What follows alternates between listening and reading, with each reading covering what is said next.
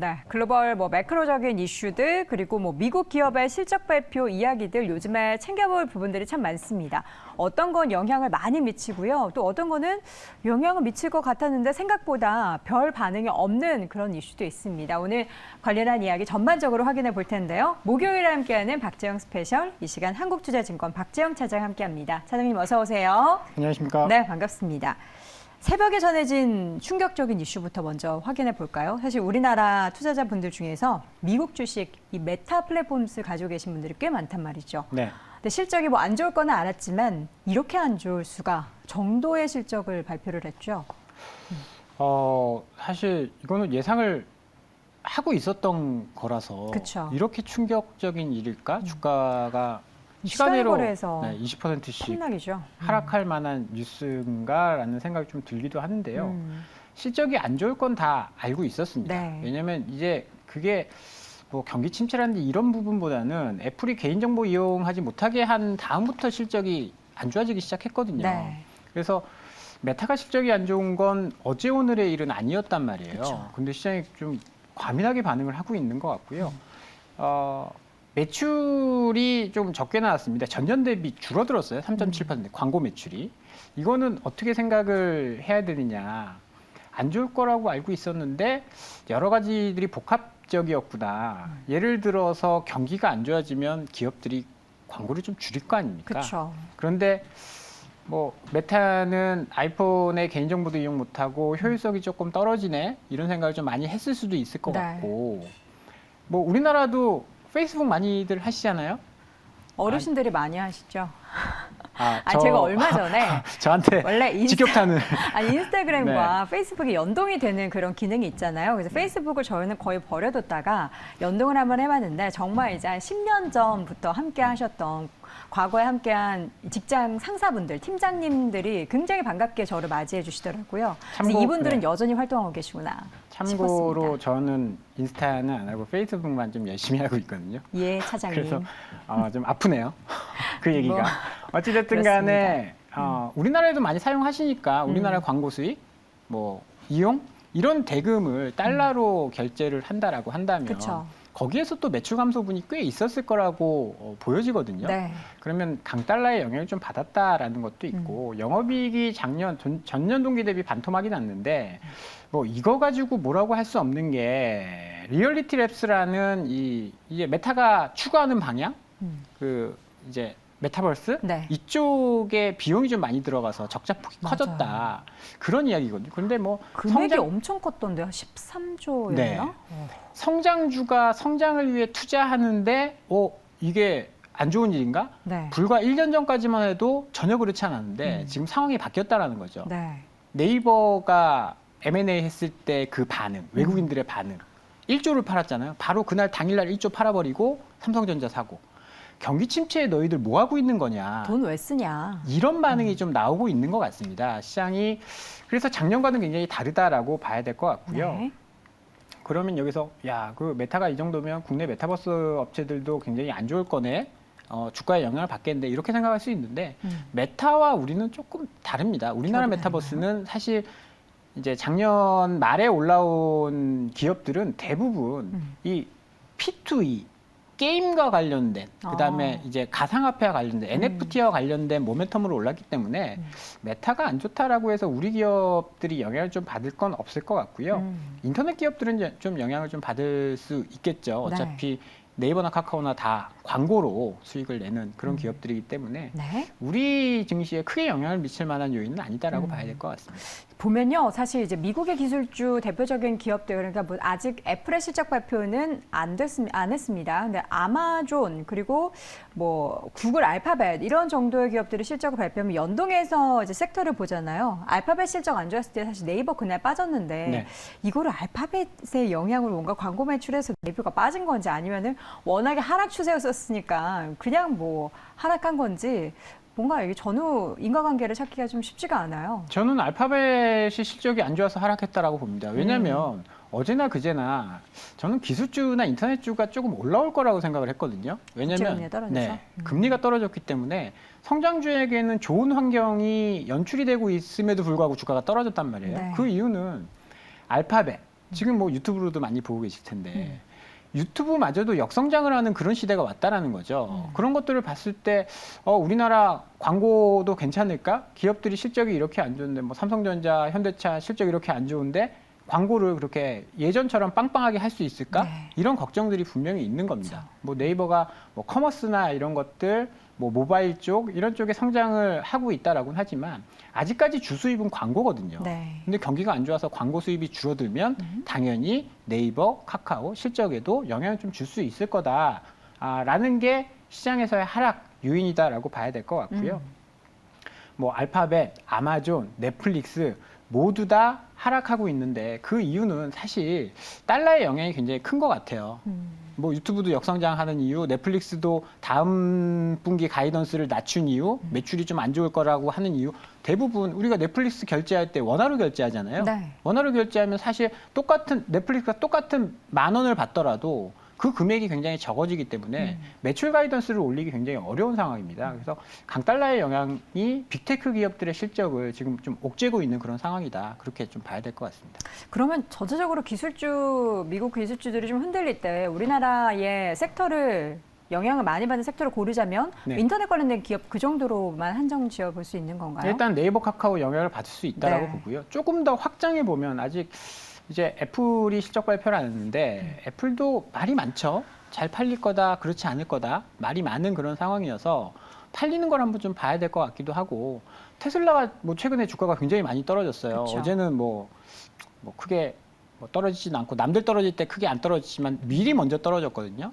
거기에 이제 뭐 하는 이야기들은 경기가 이렇게 안 좋은데 그 비싼 차 살 수 있겠느냐. 수요가 곧 감소할 거다. 지금 대기 수요가 있긴 하지만 시간이 지나면 경기 침체가 오면 감소할 거다. 이런 논리들이 있는데 네. 그렇게 되면 최근에 아이폰 부품주도 굉장히 안 좋잖아요. 그쵸. BH 같은 경우에 실적도 굉장히 좋게 나왔는데 주가가 이렇게 하락하는 걸 보면 애플 주가 하락에 영향을 좀 받을 수 있는 거고 테슬라의 실적이 안 좋다라고 한다면 2차 전지 뭐 이런 쪽들 사실 타격을 좀 받을 수 있는 거거든요. 최근에 셀 업체들은 굉장히 좋지만 소재 업체들은 약간 잡음들이 나오고 있는 이유는 그런 것들이 아닌가 생각이 들고요. 그리고 현대기아 같은 완성차 업체들도 테슬라가 안 팔리는데 그 차들이 잘 팔리겠어? 수요 감소에 대한 우려는 좀 확장해서 생각해 볼 필요는 있을 것 같습니다. 네. 자, 이 가운데 있어서 사실 애플 같은 경우에는 우리나라 관련된 뭐 LG엔더텍이나 BH 최근에 많이 좀 주가가 하락을 했습니다. 애플은 뭐 3분기에 잘 팔렸을 수도 있지만 계속해서 지금 코로나 이후에 향후 가이던스 제시를 안 하고 있어가지고 여기에 대해서 또 시장이 어떻게 반응을 하게 될지는 봐야겠는데 하락했으니까 선반영 쪽으로 좀 보고 애플이요? 부디 어, 애플 아니 우리나라 관련된 부품주들이요. 부품주는 좀 기대감을 낮추는 게 좋을 것 같아요. 실적이 워낙 좋았기 네. 때문에 그러면 아이폰 14 이후의 시리즈에도 계속 좋을 것이냐. 왜냐하면 주가는 실적이 높다고 해서 꼭 오르는 것만은 아니거든요. 그렇죠. 왜냐하면 그 다음 단계를 보기 때문에 애플이 아이폰이 나오고 나서가 가장 실적이 좋은 상황일 텐데 그 다음은 어떻게 할 건데라는 의문을 좀 가질 수 있거든요. 뭐 어저께 실예로 하이닉스가 어제 정말 어마어마한 쇼크를 내고 그렇죠. 주가가 올라갔잖아요. 이런 걸 보면 단순히 실적만 가지고 판단하기에는 지금 어려운 시점이라서 약간 눈높이는 낮출 필요는 있을 거라고 저는 보고 있습니다. 네. 자, 이 가운데 이제 실적 내용도 중요하지만 앞으로 이제 연준의 스탠스 최근의 변화에 대한 이야기를 좀 보도록 하겠습니다. 긴축 완화 얘기 뭐 계속 나오고 있죠. 여기에 네. 대해서 박재현 차장님은 이제 올 게 왔다 이런 표정이신데요. 제가 뭐 계속 주장하고 있는 네. 게 금리 계속 올리면 빈대 잡으려다 초가상관 태운다. 네. 이런 이야기를 계속 드렸는데 지금 다른 국가들의 중앙은행도 약간 감을 잡은 것 같아요. 눈치를 챈 것 같아요. 그렇죠. 호주가 25bp, 네. 캐나다도 이번에 50bp. 50bp. 원래 이제 캐나다가 7월 달에 100bp를 먼저 선공을 해서 깜짝 놀랐었거든요. 그런데 그 다음에 75bp 올리고 이번에 50bp를 올렸단 말이에요. 네. 50bp가 낮은 건 아니겠으나 100bp 올리던 중앙은행이 그렇죠. 두 번 만에 50bp로 낮췄다라는 건 그러면 그 다음에 75bp로 올라갈 가능성은 높지 않다라고 봐야 되는 거거든요. 그리고 중요한 게 연준 인사들도 지금 여러 가지 이야기를 하고 있는데 지금 블랙아웃 기간입니다. 네. 톤이 계속 다운되고 있습니다. 10월 초에는 우리 정말 인플레이션과 싸울 거야 투사 같은 이야기를 계속 했는데 경주마 같았죠, 경주마. 네, 시간이 지나면서 이야기가 좀 달라지고 있어요. 10월 15일 날 이제 블러드 총재가 남은 두 번의 FOMC에서 75bp 인상을 지지한다. 초기에 잡아야 돼. 긴축 초기에 강하게 올리는 게 중요하다. 이런 이야기를 했고, 뭐 카시카리 미니애폴리스 총재도 근원 인플레이션 진전이 없으면 4.5에서 4.75 수준에서 인상을 멈출 필요는 없다. 더 올릴 수 있다. 이런 이야기하면서 터미널 레이시 막 5%, 5.25까지 올라갔었거든요. 연준이 9월 달에 제시한 건 올해 말에 4.4였고 그 다음 내년에 한 번 정도 더 올리는 거였어요. 네. 전도표상에서는. 그런데 연준 인사들은 그거보다 더 강한 이야기를 했단 말이죠. 그런데 블랙아웃 들어가기 바로 직전 10월 21일 날 에반스 시카고 총재가 금리 인상을 멈추고 상황을 지켜보는 전략을 실행하는 것도 이점이 있다. 이런 이야기를 했고요. 데일리 샌프란시스코 연준 총재가 빠른 금리 상승이 미국 경제를 침체로 몰아넣는 것을 피해야 된다. 약간 톤 다운시키기 시작했어요. 우리가 지금 걱정하고 있는 것이 긴축을 계속 강하게 하면 어떻게 하냐. 이런 우려였는데 연준 내에서도 지금 좀 목소리가 갈리고 있다라는 거죠. 그러니까 한국은행에서도 이번에 9월 달에 50bp 올릴 때 네. 반대표가 2표 나왔었다. 5표 중에 2표면 거의 절반 수준인 거거든요. 그래서 지금 최근에 10월 초까지만 불과 2주 전까지만 하더라도 12월 달에 75bp 인상 확률이 60%를 넘었었는데 어제 기준으로 이게 30%대로 떨어졌습니다. 그리고 50bp 12월에 그러니까 11월 달엔 75bp 올리는 게 맞고 네. 12월에는 50bp 올리는 게 맞아라고 생각하는 투자자들이 50%를 넘어섰다라는 거죠. 여러 가지 부작용이 나타나고 있습니다. 지금 금리 인상을 조금 과격하게 하면서 주식시장이 박살나고 있잖아요. 네. 메타가 이렇게 떨어지면 사실 파월 의장이 굉장히 정치적인 인물이라는 이야기가 굉장히 많이 나오고 있어요. 연임 때문에 막 금리 인상 시기를 놓쳤다. 그런 이야기를 하고 있고 지금도 인플레이션 잡는 거는 중간 선거를 앞두고 좀 강하게 몰아붙이는 경향이 있다라고 하는데 인플레이션 잡고 주가 빠지면 표가 돌아올까요? 저는 아니라고 봅니다. 그쵸. 왜냐하면 미국은 401k 퇴직연금에 주식이 40에서 60%가 들어가 있어요. 그러면 내 퇴직연금이 박살나는데 그 정책을 싫어하죠. 국민들이 좋아할 리가 없단 말이에요. 그런 것들을 봤을 때 주식 떨어지는 거 좌시하지 않을 가능성이 있다라고 보고요. 채권 시장은 이미 뭐 완전히 무너져 버렸고 그쵸. 부동산도 이번에 어제 기준으로 미국의 30년 모기지 금리가 7.13까지 올라갔습니다. 우리나라도 뭐 만만치 않죠. 우리나라 만만치 집 못 않은데 사요, 지금. 그래서 부동산 가격도 지금 많이 떨어지고 있거든요. 주식, 채권, 부동산 다 망가지고 있는데 이거를 연준이 계속 강하게 밀어붙인다? 쉽지 않은 일이 될 수 있다라는 것에서 네.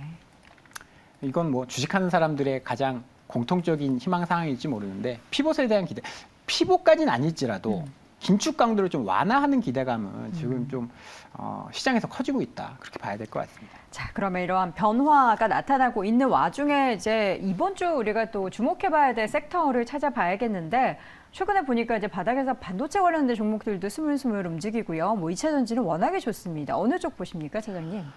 일단은 뭐 이런 가정은 조금 섣부를 수 있는데 연준이 긴축을 좀 완화해 준다라고 하면 두 가지 투자 아이디어를 생각해 볼 수 있어요. 네. 첫 번째는 낙폭과대 반등.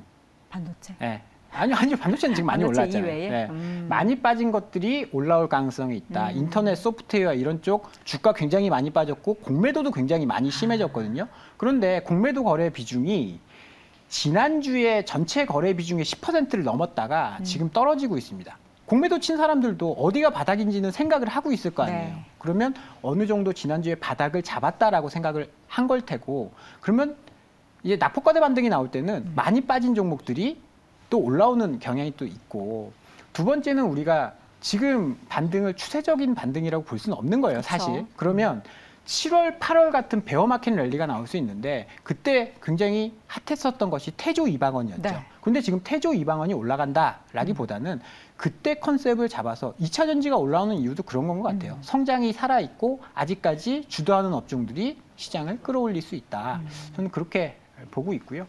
반도체 같은 경우에 꽤 지금 좋은 상황인데 이어갈 수 있을까에 대한 의문은 조금 있습니다. 실적이 워낙 안 좋고 하향 추정에 대한 뭐 움직임들이 좀 있기 때문에 그전에는 외국인들이 조금 압축해서 반도체만 샀지만 분위기가 좋아지면 반도체만 사는 것보다 다른 것들을 또 다른 쪽에 주가가 떨어진 쪽에 시각을 돌릴 가능성이 있거든요. 네. 그러면 그런 쪽에 주도하는 업종을 좀 찾아보시면 좋을 것 같습니다. 알겠습니다. 자, 이렇게 해서 주목 섹터.